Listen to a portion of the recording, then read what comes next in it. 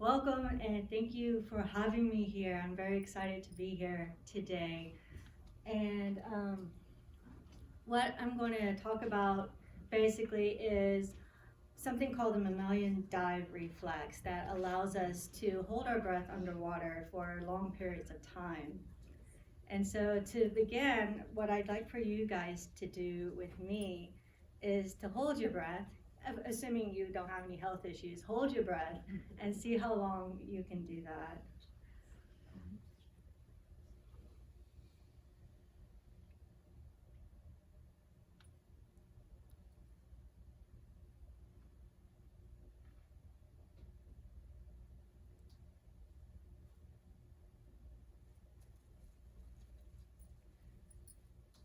So I've already stopped, so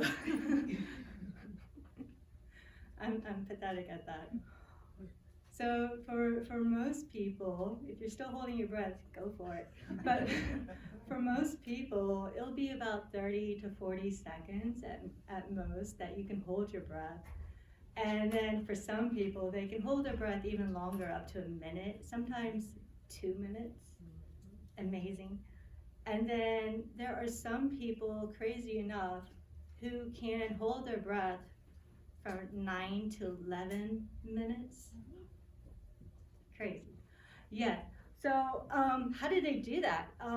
That's something when I was a kid, I wondered about. How did these people who are holding world records hold their breath for so long? And so that's something we're going to talk about today. And because we are looking and watching the film She is the Ocean, I kind of want to tie our, as humans, to the ocean. What makes us born of the ocean? What keeps this link between us as humans and the ocean together? And so what I want to talk about first, if you'll turn the slide. Thank you. Yes. You could say that we're all born of the ocean in a way. If you look at our earliest beginnings, we are floating in this fluid called amnion. And this fluid is 98 to 99% water, and its chemical composition is not very different actually from seawater. So you could say we are born of the ocean. Next slide, please. Our earliest characteristics are somewhat like fish, believe it or not. If you look on the left here on the screen, what you're looking at is a human embryo in its earliest days. And of course, it looks kind of like an alien more so than a human. But notice something that's kind of familiar looking. You'll see these slits on the sides. Those are called pharyngeal slits. And pharyngeal slits in fish, they turn into gills. But humans have them as well. And so, as you can see. And so for humans, our pharyngeal slits turn into other structures that remain in the head and the neck. And then you'll notice towards the bottom of that same picture, we have limb buds. And what that is, that's the earliest beginnings of the formation of the hands and feet. And so we start off with buds, and then in the middle, you can look at the hands and you'll see the digits. And in between each digit, there's a webbing. And what does that remind you of? If you think about fish, they may remind you of fins. Okay. And then here on the right, what we have is basically genetically, we're not all that different from fish in some ways. So if you look at the digits of people and the digits of other mammals, we'll see that they're very similar genetically. So the genes that are marking the digits and the wrist within the mouse and people as well, these genes are the same genes that mark the fin rays in fish. So not too different. And so we have this common developmental history with fish as well. So next slide, please. And so like other creatures of the sea, We have adaptations that allow us to conserve oxygen when we are submerged in water. And so whales and dolphins and other mammals of the sea, they can actually give birth in the water, but their babies don't start breathing until they reach the surface. So they're holding their breath. What's that mechanism? Well, the mechanism that allows them to hold their breath and not breathe until they reach the surface, that's called the mammalian dive reflex. And so we have this reflex as well. It's a protective reflex. It's a multifaceted physiological response to being submerged in water, especially cold water. Okay, next slide, please. So, these might look a little familiar and creepy. On the left, have you guys ever heard of water births? Most of us have. And it's quite concerning when you're not familiar with a water birth and you see a baby just kind of hanging out in the water after it's just been born. And then here on the right, we have an infant, it's not even a year old, swimming in the water like a fish.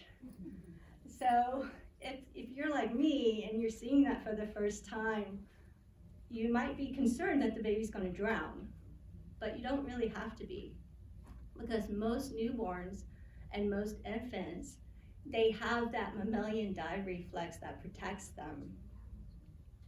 And so it helps to protect their airway when they are submerged in the water, and it keeps them safe until they are above water again, so just for a few minutes.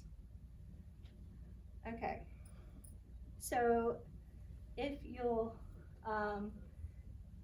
think about this with me. Have you ever had a crying baby and you breathe air onto their face? Have any of you ever done that, moms or dads? Yes. That's actually a component of the mammalian dive reflex. That's what you're watching when you do that to your child. And so it's really handy when they're crying and you can't console them. You just do a puff of air on their face and they'll just become startled and they'll stop what they're doing and they'll gasp and hold their breath. So it's a nice, safe way to see if they have that reflex. And for infants and newborns, the reflex is actually really strong and prevalent and very intense. But as you age, as you get older, the reflex is less and less intense. But we do have this as children and as adults. We have this reflex as well. Okay, so for adults, what can you do to test your own reflex? What you can do is put your face into a bucket of cold water or a cold pool. And what you'll notice, hopefully you hold your breath first before you do that. If you do it the opposite way, we have trouble. But basically, you hold your breath, you dunk your face into the water, and you should activate that reflex. And you might notice, if you're measuring it, you might notice your heart rate decrease. And so what's happening with the decrease in heart rate is less blood is pumping and you're conserving oxygen. Okay, so next slide, please. So the mammalian dive reflex is hardwired into our genetic makeup, and it's brought about by holding your breath and submerging your face in cold water. And so the physiological goal of it really is very similar to hibernation, where if you think about bears, when they hibernate, what are they trying to do? Store energy, conserve energy, right? Their activity is lowered as much as possible so that they can survive the winter. Similar concept with the mammalian dive reflex. So when we are submerged in icy cold water, our body activates the mammalian dive reflex and we conserve energy by reducing activity and conserving oxygen. Okay, and so what this consists of, first and foremost, is apnea. And so apnea is the condition when you stop breathing. And so that is one of the main components of the reflex. You have to have apnea, usually. And then bradycardia. Bradycardia is a slowing of the heart rate. And so that will go down. And the purpose of that is, again, to conserve oxygen. So it goes down about 10 to 25% of what it was. And so for some divers, when they dive into icy cold waters, their heart rate will decrease to about usually 25 to 30 beats per minute. And then there are records of some divers where their heartbeats decrease all the way to 8 and 5 beats per minute. So you think they would be dead. Is that a free dive or an assisted dive with a tank? Ooh, that's a good question. I would think that was a free dive. Okay, that makes sense. Thank you. So bradycardia is another main component. And then we have vasoconstriction. What that means is we have constriction of the blood vessels, and this occurs in the periphery, so like within the arms and the legs. And so what happens when you constrict the blood vessels is the blood is shunted towards the trunk and towards the head. And what that does, it protects vital organs. It sends blood to the most vital organs, namely the brain and the heart. And so, of course, those are very important organs. And what happens to the rest of the body? Well, the muscles in your limbs, well, they don't receive as much oxygen, right? The blood is being shunted away. And so they usually will rely on whatever storage of oxygen that they have, but when that's depleted, eventually they'll have to rely on something called anaerobic respiration, where they can't use oxygen to produce energy. And so the product of that process is lactic acid, and when that builds up, it causes the muscles to tire more easily and quickly. Right. So vasoconstriction. So going back to that blood flow going to the core, what's happening here is that also is thought to help basically fortify the torso against the crushing pressures of water when you dive deep, because the deeper you dive, the more pressure that is put upon your body. And then this blood is warm, and so this warm blood is going to your torso, and so that actually helps you to basically preserve your core body temperature. So that helps against hypothermia. All right. And so you have all these beneficial effects, but lastly, the last effect that you'll see sometimes, especially under extreme hypoxia where there's very little oxygen, we have contraction of the spleen. And so the spleen is that little bitty organ that we usually forget about that's kind of hiding next to the stomach on the left-hand side of your abdomen. And one of its functions is to store blood. And so under low oxygen conditions, it can contract and expel that precious reserve of red blood cells to help bring oxygen to the tissues. Right. So next slide, please. Okay, so when we talk about a reflex, we're talking about bodily mechanism that occurs automatically in response to a stimulus. And so with the dive reflex, it's activated by two things mainly. The first is apnea. The second is we have stimulation of cold receptors in the face that will basically lead to this neural impulse that travels to the brainstem. And from there, we have activation of the autonomic nervous system. And so if you guys might know, the autonomic nervous system, there are two branches of it. You have a parasympathetic branch, and this is the branch that helps you to rest and digest. It slows things down. And then you have the sympathetic branch, which is the fight or flight. You guys ever heard about that? So that helps you, that speeds things up, like your heart rate. It brings more oxygen to your muscles so you can run away, right? Well, with this reflex, we have activation of both. And the majority of the parasympathetic innervation is going to go to the heart, and it's going to slow the heart down, okay?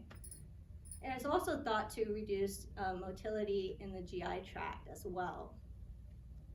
And then we have activation of the sympathetic system. And what that's going to do, it's going to cause the contraction of the spleen, and it's also going to cause peripheral vasoconstriction. So again, that blood will be shunted towards the core. All right. So next slide, please. Okay, so this is actually a really fantastic reflex to learn about.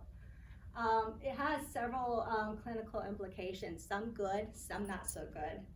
The good ones are here on the left. We have some possible treatments that we can have based on the mechanism of the mammalian dive reflex.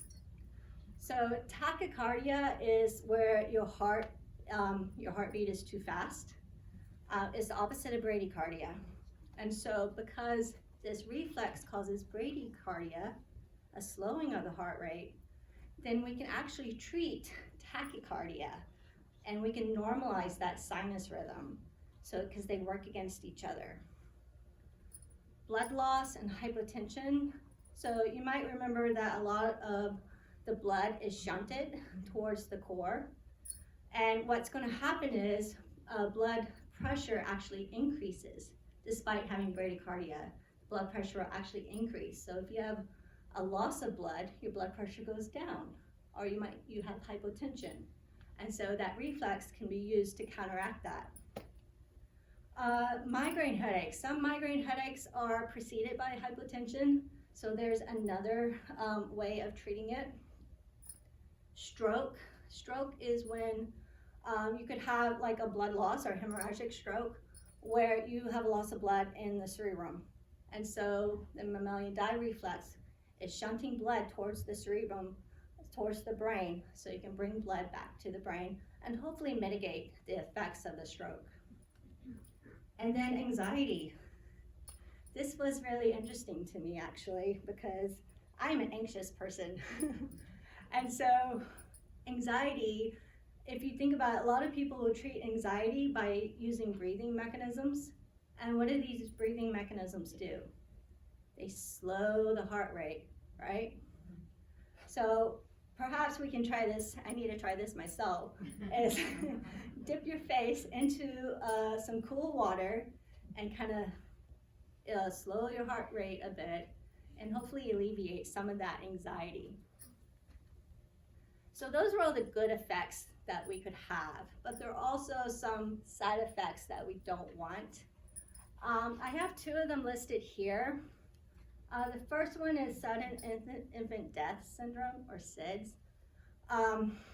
Right now they are studying the pathological role that the mammalian dive reflex has in SIDS, because if you think about it, for a lot of these neonates, one of the effects that you'll see is that they've stopped breathing. And so, excuse me. So what they'll see, what they think is possible, is that when you're laying prone in bed, those bed sheets are activating the sensors on the face. And what happens is it will activate the mammalian dive reflex, which decreases heart rate and of course causes apnea. And so again, that's one of the possible roles that they're studying right now. Another is sudden unexpected death in epilepsy.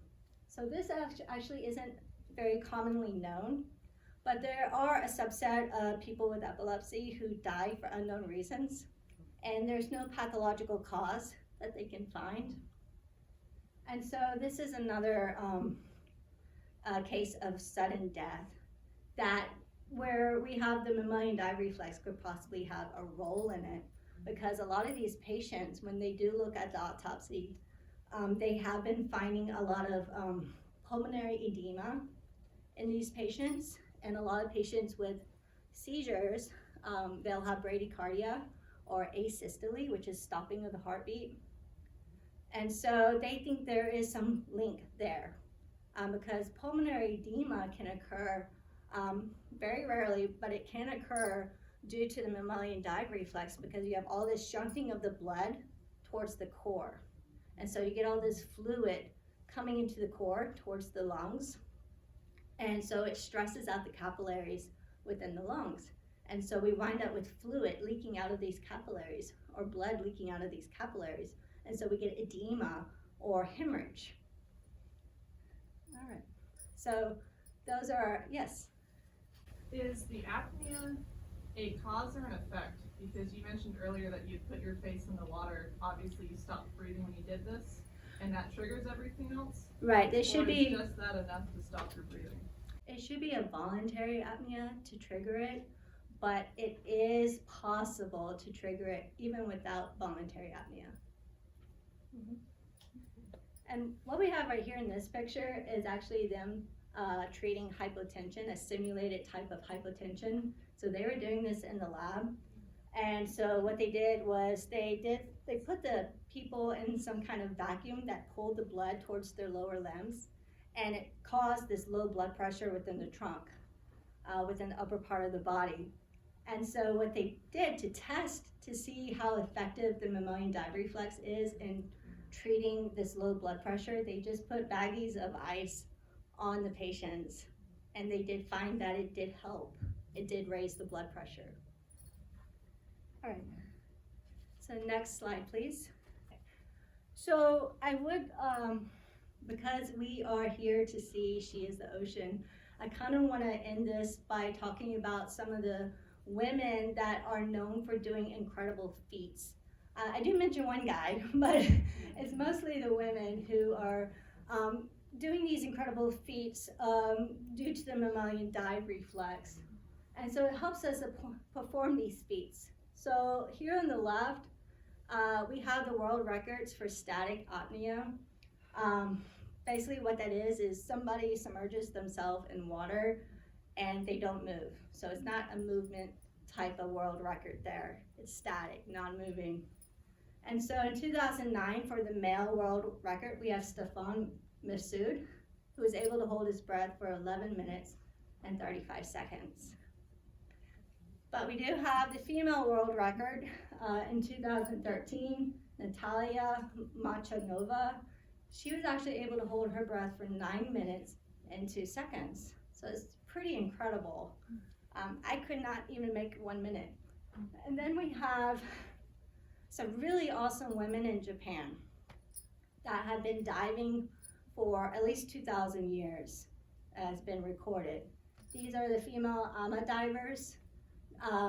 They dive for pearls, and they dive about 100 to 150 times a day, holding their breath for up to 2 minutes each time. And so that, to me, that was incredible, these women. And it's usually, the age range for these women is young to old. You'll see all kinds.